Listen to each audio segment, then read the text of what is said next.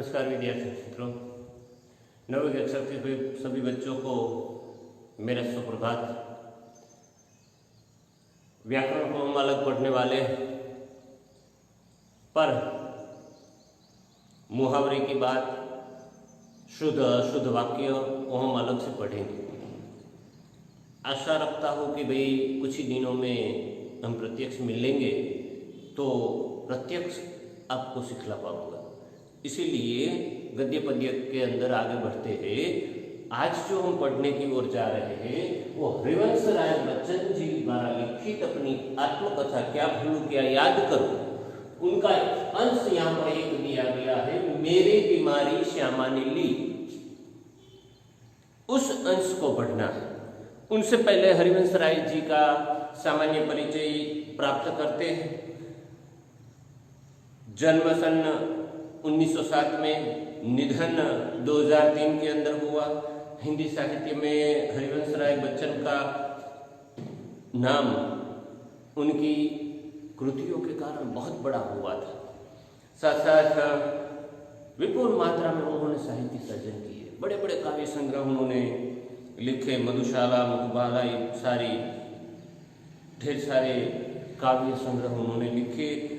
और मधुशाला, निशा निमंत्रण, सप्त संगीनी, मिलन यामिनी, आकुल अंतर और एकांत संगीत आदि नाम के सुप्रसिद्ध काव्य संग्रह है। क्या भूलूं का याद करो, नीड का निर्माण, फिर बसेरे से दूर और 10 द्वार से सोपान तक शीर्षक 4 खंडों में लिखी आत्मकथा है। 4 खंडों में लिखी हुई आत्मकथा है। उनमें पहला अंश जो है क्या भूलूं क्या याद करो, नीड का निर्माण, ये दूसरा अंक है। तीसरा अंक बसेरे से दूर और चौथा अंक 10 द्वार से सोपान तक। 4 अंक जो है वो 4 अंकों में से पहला अंक जो है क्या भूलूं क्या याद करो, उनके अंदर से बच्चन जी ने इस अंश को लिया है, आत्मकथा के इस अंश को। इसके अंदर इनका पारिवारिक जीवन दिखलाया गया है। कैसी कैसी परिस्थितियों से बच्चन जी गुजरे थे, कैसा कैसा उन्होंने संघर्ष किया था, उनकी आर्थिक स्थिति कैसी थी। और बहुत उत्तम पत्नी श्यामा ने अपनी बीमारियों के बारे में कभी बच्चन जी को बताया नहीं था। बच्चन जी का सामान्य परिचय तो मैंने आपको दिया, कहाँ जन्म लिया था, कैसा साहित्य निर्माण दिया, साहित्य संग्रह हमारे सामने रखे, काव्य संग्रह के कितने रखे, वो बात ठीक है। पर एक और बात आपसे कहना चाहता हूँ कि अमिताभ बच्चन जी के पिताजी हैं और हिंदी साहित्य में इनके काव्य संग्रह कॉलेज कक्षा में चलते हैं। बड़ी बड़ी किताबें उन्होंने लिखी है, बड़े बड़े काव्य संग्रह लिखे हैं। आत्मकथा के 4 अंक किए गए हैं। उनमें से पहला अंक क्या भूलूं क्या याद करो का एक अंश यहाँ पर दिया गया है और वो है मेरी बीमारी श्यामा ने ली। उनकी पत्नी श्यामा किस प्रकार से हरिवंश राय बच्चन की बीमारी लेती है, उसी बात को यहाँ पर दिखलाया गया है। वो बात देखने की ओर जा रहे हैं हम। देखते हैं हरिवंश राय की आत्मकथा है, उनका अंश है, इसलिए खुद बात करते हैं। देखो हरिवंश राय, मैं अपनी बीमारी को दोहराने वालों में से न था। सच कहूं तो मैं अपनी बीमारियों के प्रति प्रायः निर्भय था। शायद मैंने गांधी जी के ही लेख में कहीं पढ़ा था कि बीमार होना अपराध है। लेखक कहते हैं कि मैं अपनी बीमारी को दोहराना नहीं चाहता था, कभी भी दोहराने वालों में से मैं न था। सच कहूं तो बीमारी प्रायः निर्भय लोगों के पास होती है। बीमारियों से खुद निर्भय थे, किसी प्रकार का उन्हें भय नहीं था, काम अपना छोड़ते नहीं थे। गांधी जी की बातों को उन्होंने नजर के सामने रखी थी। गांधी जी ने एक जगह पर कहा था कि बीमार होना एक अपराध है, क्योंकि व्यक्ति अपनी अच्छी तरह से देखभाल नहीं कर पाता तभी वो बीमार होता है। हमें जो शरीर दिया गया है उसे हम स्वस्थ न रखें तो हम अपराधी तो है ही। मैं इस तर्क को कुछ और आगे ले गया, अपराधी को दंड देना चाहिए। मुझे जब कभी छोटी मोटी बीमारी होती, जुकाम, बुखार, खांसी, सिर दर्द, तो मैं खाट पर न लेटता और भी अपने काम लेता। गांधी जी का मानना था कि बीमारी एक अपराध है। तो उनसे आगे बच्चन जी उस अर्थ को ले जाते हैं। बच्चन जी कहते हैं कि उनसे आगे मैं समझने की कोशिश कर रहा हूँ कि कोई भी छोटी मोटी बीमारी हो, जुकाम हो, खांसी हो, बुखार हो, सिर दर्द हो, ये सारी बीमारियों को नजरअंदाज करते थे और ज्यादा काम करते थे। ज्यादा काम करके उन बीमारियों को भगाने का प्रयत्न करते थे। मुझे भरे भट बुखार में अपनी रात की ट्यूशनों पर जाने की याद है। बुखार की गर्मी और तेजी में तो मैं और जोश से पढ़ाता। मजबूरी करके रोटी कमाने वाले को बीमार पड़ने का क्या अधिकार है। जब जब बुखार आता था तब वो काम पर चले जाया करते थे। बुखार, गर्मी, तेजी से काम करते थे और भगाने का प्रयत्न करते थे। जैसी भी गर्मी हो पर वो तेजी से काम करने का प्रयत्न करते थे। ट्यूशन में जाना भी वो भूलते नहीं थे। ट्यूशन करने के लिए जाया करते थे, बच्चों को पढ़ाया करते थे। उनमें से जो आमदनी आती थी उस आमदनी में से अपना घर चलाया करते थे। कमाने वाले को बीमार पड़ने का कोई अधिकार ही नहीं। बीमारी अमीरों की हरमजद की है, गरीबों को उसे अपने पीछे न लगाना चाहिए। लिखने में तो ऊंचा बुखार मुझे सब तरह से सहायक, प्रेरक, प्रोत्साहक, एक तरह की आग जिससे मैं अनुभूतियों में ताप आता, जिससे गल पिघल कर मेरा हृदय ढलता। एक तरह की भट्टी जो मेरे विचार, भाव, कल्पनाओं को उबाल लेकर उच्छलित करती। गरीब व्यक्तियों को बीमार होकर घर पर बैठा रहना नहीं चाहिए। बीमारी में भी काम करना चाहिए और चाहे कितना भी परिश्रम करके भी अपनी बीमारी को भगाना चाहिए। तेजी से काम करके वो कभी भी पीछे हटते नहीं थे और ज़्यादा से ज़्यादा मेहनत करके वो अपनी बीमारी को भगाने का प्रयत्न करते थे। क्योंकि गरीबों के लिए ये नहीं हो सकता है, तो अमीरों की हरमजदी है। अमीरों के लिए गरीबी है, वो एक है। हम देख नहीं सकते क्योंकि घर पर चूल्हा नहीं चलता। खाने के बंदोबस्त में परिश्रम तो करना ही पड़ता है। यह तो मैं नहीं कहूँगा कि बुखार में मैं अदबदा कर लिखता, पर अगर मैं लिखना चाहता था तो बुखार मेरे लिए कोई बाधा नहीं बन सकता था। हल्के बुखार में तो मेरे सब काम हस्ब मामूल होते रहते थे और बुखार में ज्यादा काम करते थे, उनको ज्यादा याद रहता था। जैसे भी बुखार हो काम पर लगे रहते थे। कोई मेरा बदन छूकर कभी कहता कि तुम्हें तो बुखार है, तो मैं पट से जवाब देता कि हाँ बुखार है और मैं भी हूँ। बच्चन जी का स्वभाव था कि कोई छू के कहता है कि तुम्हें तो बुखार है, तो वो कहते हैं कि बुखार भी है और मैं भी हूँ। बुखार से वो निर्भय थे, डरते नहीं थे। शायद क्लिपिंग ने अपनी आत्मकथा में लिखा है कि कभी कभी उसे बुखार में भी काम करना पड़ता था और जब वह बुखार में होता था तो और अच्छी कहानियां लिखता था। और शायद आत्मकथा में उन्होंने लिखा है कि कभी कभी बुखार में भी काम करना पड़ता था और काम करते करते बुखार होता, अच्छी कहानियां लिख लिया करते थे। बुखार में भी वो अपनी लेखनी छोड़ना नहीं करते थे, लिखा करते थे कुछ न कुछ। बहुत बड़ा साहित्य निर्माण उन्होंने किया। ढेर सारी बीमारियां होते हुए भी वो कभी रुके नहीं थे, यानी कि उनका इरादा बहुत ही मजबूत था। बुखार में कम लिखने की मुझे याद नहीं, वह कैसा बन पड़ा इसका निर्णय मैं न देना चाहूँगा। प्रसंगवश मुझे याद आ गया कि अपनी दो चट्टाने की दो सबसे बड़ी कविता ये सात शास्त्र के नोबेल पुरस्कार ठुकरा देने पर और 2 चट्टान अथवा सिसिफस, बरक्सा हनुमान मैंने प्यूरिसी में पढ़े लिखी थी। प्यूरिसी में पढ़े ये सारी कविताएं लिखी उन्होंने और उनके लिए उनको पुरस्कार भी दिया गया था, पर काम नहीं छोड़ा। बहुत अच्छी कविताएं बुखार जब होता था तो लिख पाते थे।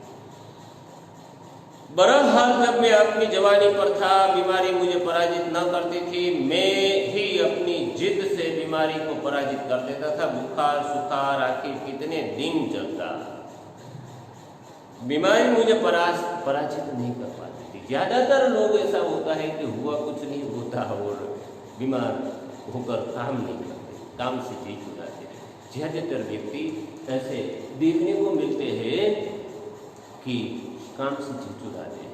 यहाँ पर बच्चन जी कहते हैं कि जैसे बुखार आता मैं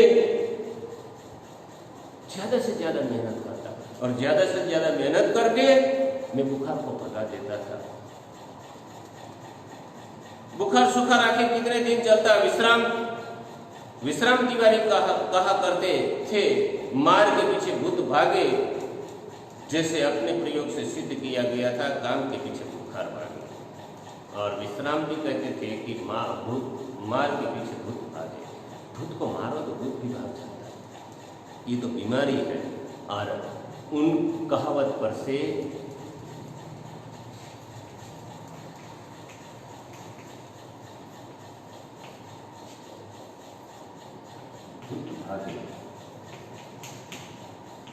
यानी कि भूत को भी मारोगे तो भूत भाग जाएगा। यहां पर उन्होंने कहा उन पर से सीख ली क्या,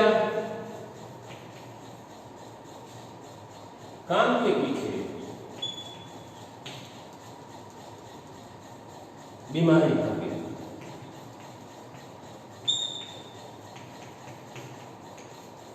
ये उन्होंने सीख ली थी कि मार के पीछे भूत भागे, काम के पीछे बुखार भागे। बुखार क्या है, बीमारी यानी बुखार।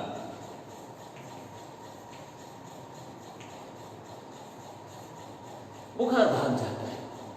बीमारी में बुखार आया करता था तो बुखार भाग जाए। यह बुखार मामूली न था, इसका संबंध उस तूफान से था जो पिछले 9 महीनों से मुझे झकझोर रहा था। पर इस बार जो बुखार आया था वो बुखार सामान्य नहीं था। बुखार के 9 महीने से बुखार आता था जाता था, आता था जाता था, बुखार जाने का नाम नहीं था। सामान्य बुखार नहीं था, 9 महीने से एक ही प्रकार का बुखार उनको आया करता था। और जो शांत होने से पूर्व सबसे अधिक विध्वंसक झटका मुझको दे दिया था, और जब बुखार शांत हुआ तो सबसे विध्वंसक भयानक झटका देकर गया था वो बुखार। जिंदगी में बहुत बड़ी हार मिली थी, मतलब बहुत बड़ा उनको घुमाना पड़ा। क्या कहते हैं, देखो, स्कूल बंद था, ट्यूशनों पर मैं जाता था, उनकी आमदनी की मुझे जरूरत थी, किताबों की बिक्री अभी नियमित नहीं थी। और स्कूल बंद था, ट्यूशनों पर मैं जाता था, उनकी आमदनी की मुझे जरूरत थी। स्कूल बंद थी, ट्यूशन पर जाने से ही आमदनी होती थी तो ही घर चलता था। देखो परिश्रम कहां से कहां तक पहुंचा। आज उनके बच्चे अमिताभ बच्चन को देखो, अजबों में। और एक समय ऐसा था कि उनके पिताजी को ट्यूशन करने पड़ते थे। ट्यूशन करके बड़ी कड़ी मेहनत करके उन्होंने अपने परिवार को संभाला। मानव अगर तय करे तो कैसे से कहां तक पहुंचा जा सकता है। किताबों की बिक्री अभी नियमित नहीं थी, ऊपर से ट्यूशन करने पड़ते थे, आमदनी की जरूरत थी। किताब जो लिखते थे, काव्य संग्रह जो लिखते थे, उनकी बिक्री भी होती नहीं थी, अच्छी तरह से बेच नहीं पाते थे, क्योंकि लोग जब तक नाम नहीं बनता तब तक उनकी किताबों को खरीदते नहीं। किताबों की बिक्री अभी नियमित नहीं थी, कट सिर पर चढ़े थे। बुखार 10 दिन चला, 20 दिन चला, महीने भर चला, 2 महीने चला, जुलाई आ गई। अब बुखार के साथ ट्यूशन पर कि जाना न था। दिन भर स्कूल में पढ़ाना भी पड़ता था। बुखार का नमूना वही, सुबह बिल्कुल नहीं, शाम को 101 अंश या तो 102 अंश के बीच बुखार रहता था। दिन भर बुखार का नाम नहीं होता था। काम करा करते थे। काम के कारण, परिश्रम के कारण बुखार ध्यान में लिया नहीं करते थे। ट्यूशन पर जाना पड़ता था, किताबें लिखनी पड़ती थी, मतलब साहित्य का निर्माण किया करते थे, पूरा दिन मेहनत करते थे घर चलाने के वास्ते। और शाम को जब देखा जाए तो बुखार तो होता ही नहीं। कमजोरी दिन दिन बढ़ती गई। कभी कभी धीमी खांसी, दवा शोकिया, दवा बाटू एक होम्योपैथ का कर रहा था। कभी कभी सोचता क्या मुझे तपेदिक हो गया हो तो एलोपैथी का इलाज तो अपने बुत्ते के बाहर है। एलोपैथी दवाई नहीं ले सकते थे क्योंकि पैसा ज़्यादा था। और ऐसा होता था कि भाई तपेदिक हो गया है, हर रोज मैं तपता ही रहता हूँ, हर रोज मुझे बुखार होता है, शाम को आकर देखो तो बुखार होता ही है। 101, 102 डिग्री बुखार हुआ करता है। अब क्या किया जाए? होम्योपैथी, एलोपैथी दवाई तो ले नहीं सकती क्योंकि महंगी होती है, पैसे नहीं है उतने। क्या उस समय मेरी जीवा पर सरस्वती बैठी थी जब मैंने कहा था कि श्यामा का बुखार मैं लेने जा रहा हूँ? बेटी हो तो कितना अच्छा। श्यामा को एक दिन बुखार आया था तो हरिवंश राय के मुंह से शब्द निकल चुके थे कि श्यामा का बुखार मैं लेने जा रहा था। उसी समय जीवा पर सरस्वती बैठी हो ऐसा लगा था। और सच में वही हो चुका। 9 महीने हो गए, बुखार जाता ही नहीं। हर रोज शाम को देखे तो बुखार बढ़ता ही जाता है, जाने का नाम ही नहीं लेता। क्या मैं बीमार हूं इसीलिए श्यामा स्वस्थ है? जिसने पिछले 6 वर्षों से इन महीनों में ज्वार मुक्ति नहीं जानी, पर श्यामा को मेरी बीमारी भीतर ही भीतर खाए जा रही थी। मन ही मन विचार सोचते थे कि क्या मैं बीमार हूं तो श्यामा अच्छी है, पर ऐसा नहीं था। चिंता में अंदर ही अंदर उनको बुखार खाया जा रहा था। श्यामा भी धीरे धीरे से रोगिष्ठ होने लगी। उसने अपने इच्छा बल से जैसे अपने को स्वस्थ कर लिया था कि वह भी कहीं मेरी चिंता न बन जाए। उसके अतिरिक्त मेरी बीमारी का शायद किसी को पता भी न था, क्योंकि सारे काम तो मैं सामान्य रूप से किए ही जाता था। गर्मी में तो सभी थोड़े बहुत दुबले हो जाते हैं। एक दिन उसने मुझे कहा कि मैं डॉक्टर बीके मुखर्जी से अपनी परीक्षा कराऊं। धीरे धीरे कमजोरी आती जाती है, हर रोज खाना कम होता जा रहा है। 9 महीने से बुखार जाता है, जाने का नाम ही नहीं लेते, काम छोड़ते नहीं, हर रोज काम करते, परिश्रम करते, काव्य लिखते, साहित्य का निर्माण करते। बच्चन जी अपना काम नहीं छोड़ दिए, पर श्यामा उनका बड़ा ध्यान रखती थी। उन्होंने कहा कि बीके मुखर्जी के पास जाओ, डॉक्टर जी के पास जाओ और उनको बताओ कि बुखार की वजह क्या है। मैंने टाल मटोल की तो उसने ब्रह्मास्त्र छोड़ दिया। मैं जब तक अपने को डॉक्टर को न दिखाऊंगा वह खाना नहीं खाएगी। और बच्चन जी ने उनकी बात टाल दी क्योंकि वो जानते थे कि भाई बीके मुखर्जी के पास जाएंगे ज़्यादा पैसे लगेंगे और ज़्यादा पैसे तो है नहीं, इसीलिए उन्होंने उनकी बात को टाला। पर श्यामा ने ब्रह्मास्त्र छोड़ दिया। श्यामा ने कहा कि आप अगर नहीं जाएंगे उनको दिखाने के लिए तो मैं खाना ही नहीं खाऊंगी, जब तक आप नहीं जाएंगे तब तक खाना नहीं खाऊंगी। देखो पत्नियां कैसी होती है। ब्रह्मास्त्र को मानना ही था। डॉक्टर मुखर्जी को भय था कि मुझ पर क्षय का आक्रमण हुआ है। और डॉक्टर मुखर्जी ने देखा तो डॉक्टर मुखर्जी ने ऐसा अनुमान किया कि क्षय का मुझ पर आक्रमण हुआ है, क्षय हुआ है। क्षय मतलब गुजराती में हम क्षय भी कहते हैं, पर ज़्यादातर एक प्रचलित शब्द उनके लिए ठीक था। नुस्खा उन्होंने लिख दिया, कुछ दिन चिंता मुक्त होकर पूरी तरह आराम करने को कहा। डॉक्टर मुखर्जी ने लिखा कि भाई कुछ दिन की दवाइयाँ लिख देता और पूरा आराम करो घर पर। ऐसा उन्होंने लिख दिया था। नुस्खा मुझे तो मौत का परवाना लगा, क्या मेरी विदा का समय आ गया।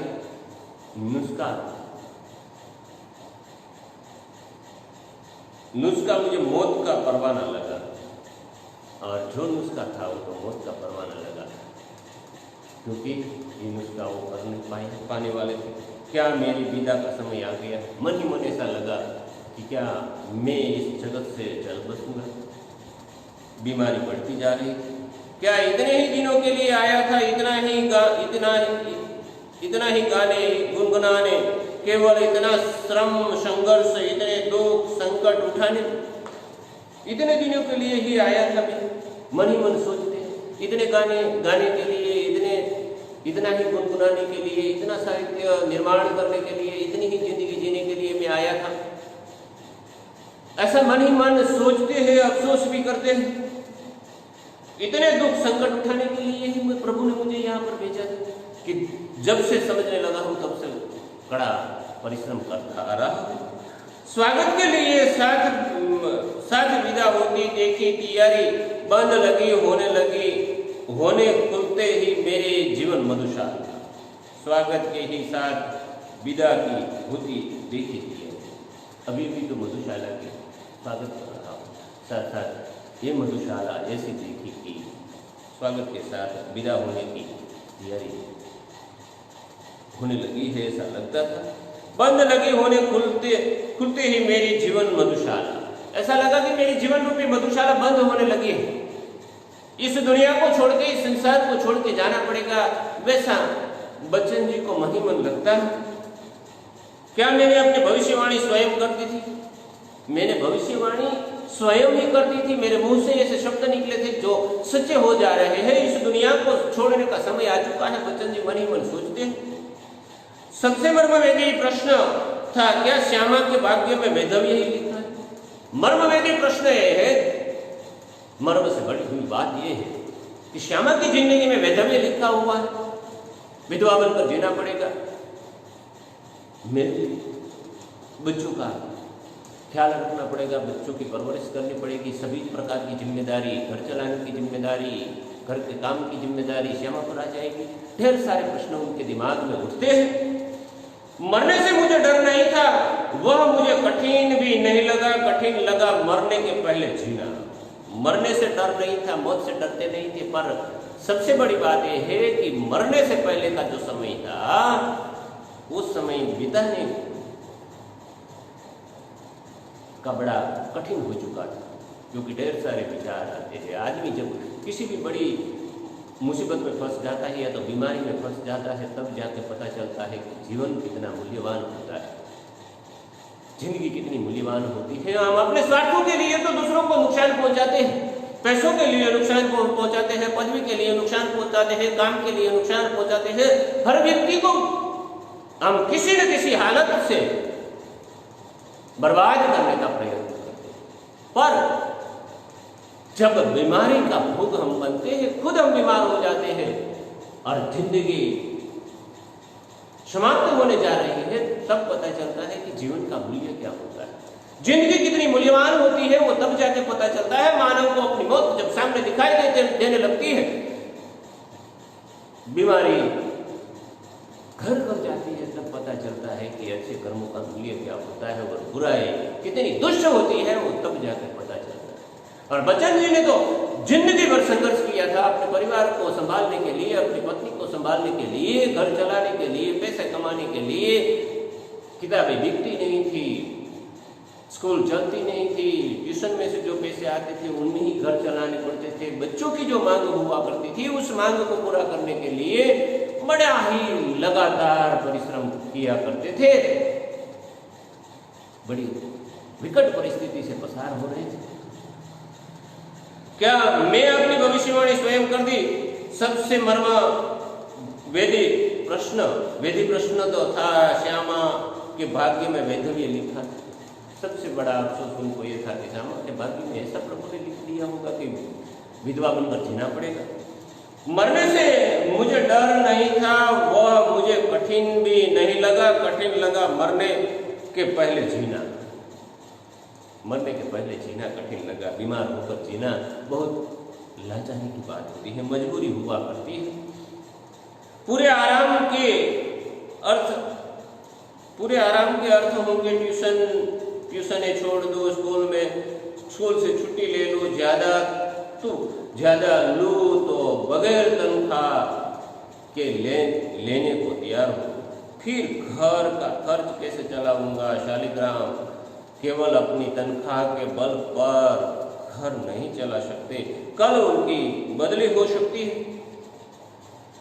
ढेर सारे प्रश्न दिमाग में उठते हैं। ट्यूशन में न जाऊं तो आमदनी नहीं होगी, स्कूल पर नहीं जाऊंगा, ज़्यादा दिन तक लंबी छुट्टी ले लूँगा तो स्कूल से निकाल दिया जाऊंगा, मेरी जगह और व्यक्ति को वहाँ पर नियुक्त किया जाएगा, यानी स्कूल छूट जाएगी, और ऊपर से तनख्वाह बंद हो जाएगी, घर का खर्चा कैसे चलेगा, शालिग्राम इतना अच्छा मकान किस प्रकार से चलेगा, और या तो उनकी बदली कर दी जाएगी, दूसरी जगह पर उनको भेज दिया जाएगा, तब एक पैसा भी घर भेजने की स्थिति में न होंगे।